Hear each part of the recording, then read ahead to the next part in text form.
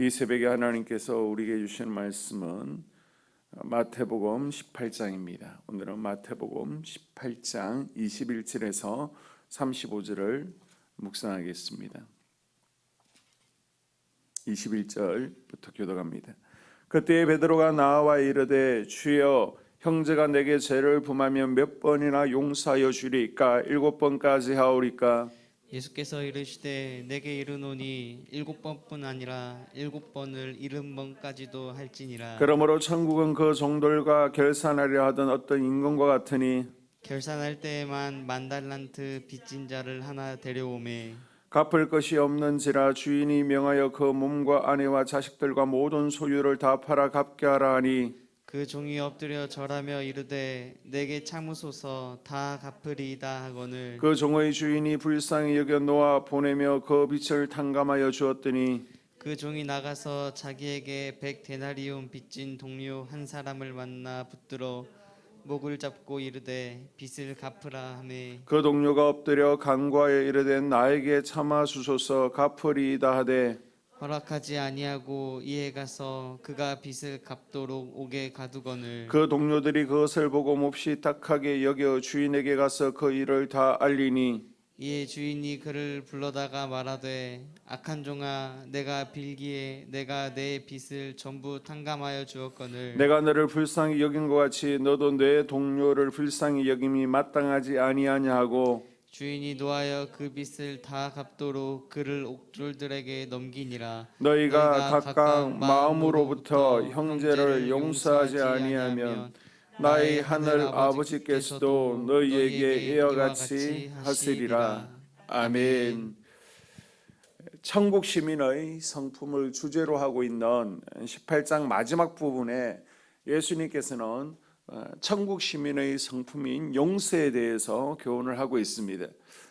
성경에 보게 되면요, 용서에 대한 말씀이 자주 나오는데 신약 성경에 61번이 나오는데 그 가운데 공관복음서에만 45번이 나오고 있습니다. 몇 가지 오늘 본문을 정리해 보게 되면요, 예물을 하나님께 드리기 전에 먼저 형제와 화목하라라고 권하고 있습니다. 형제의 잘못을 먼저 용서하지 않으면 하나님께서도 용서하지 않으신다는 거예요.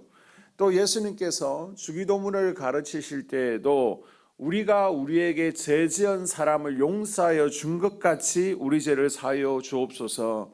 사람과 사람 사이에 용서되지 않고서는 하나님도 용서하지 않는다라는 것을 밝히고 있습니다.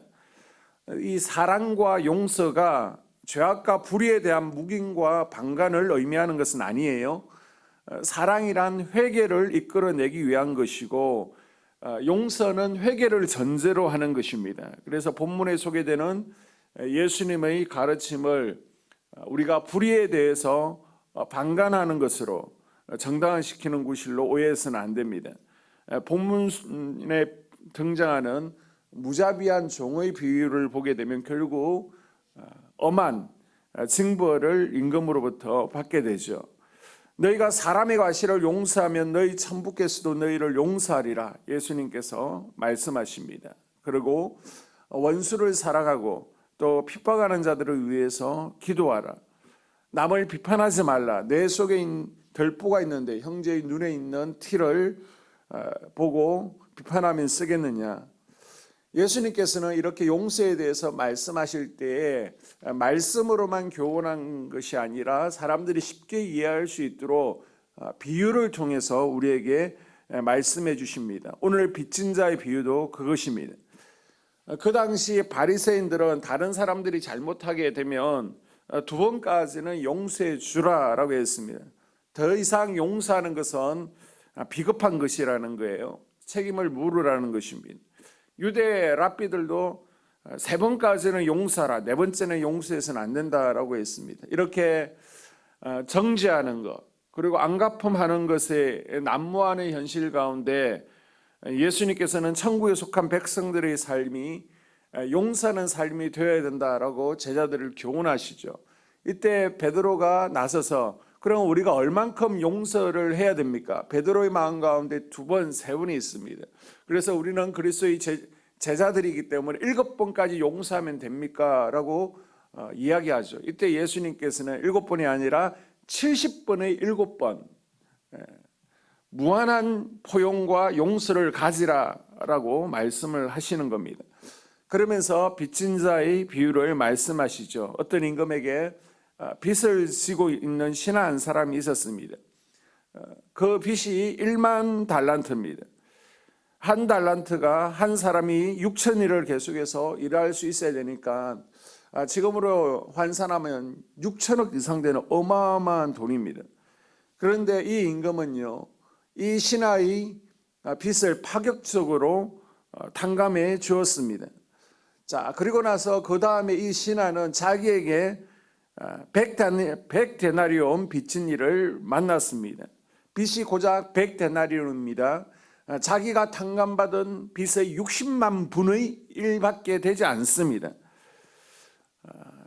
엄청난 빚을 탕감받았기 때문에 기분이 좋잖아요. 그럼 용서해 줄 수 있잖아요. 탕감해 줄 수 있지만은 이 사람을 옥에 가두고 빚 독촉을 하게 됩니다.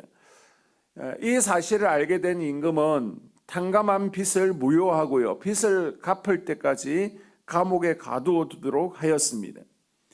이 비유 속에 나오는 임금은 나를 향해서 이야기하고 있습니다. 그러면 너는 어떠하냐? 영원한 형벌에서 죽을 인생이었던 우리는 예수 그리스도의 희생으로 말미암아 엄청난 사죄의 은혜를 누리게 된 줄로 믿습니다. 그러나 우리는 나의 죄를 용서해 주신 하나님의 은혜를 잊어버리고 살 때가 참 많은 것 같아요. 죄 용서를 내가 받은 적도 없고 구원받은 적이 없는 사람처럼 형제의 눈 속에 보이는 티를 용납하지 못하고 형제의 허물과 실수에 대해서 용서나 너그러운 마음이 없을 때가 있습니다. 35절에 예수님께서 이렇게 말씀하시죠. 너희는 각각 중심으로 형제를 용서하지 않으면 내 천부께서도 너희에게 이와 같이 하시리라. 물론 여기서 형제는 하나님의 백성을 의미하고 있습니다. 그러나 그 범위를 하나님의 백성에게만 국한시키지 말아야 됩니다. 오늘 내가 용서해야 될 사람은 누굽니까? 먼저 그 형제와 화목하고 그리고 하나님 앞에 나와서 예물을 드리고 예배하라라고 말씀하십니다. 그 사람을 용서할 수 있는 마음을 달라고 기도하는 하루가 될 수 있기를 바랍니다.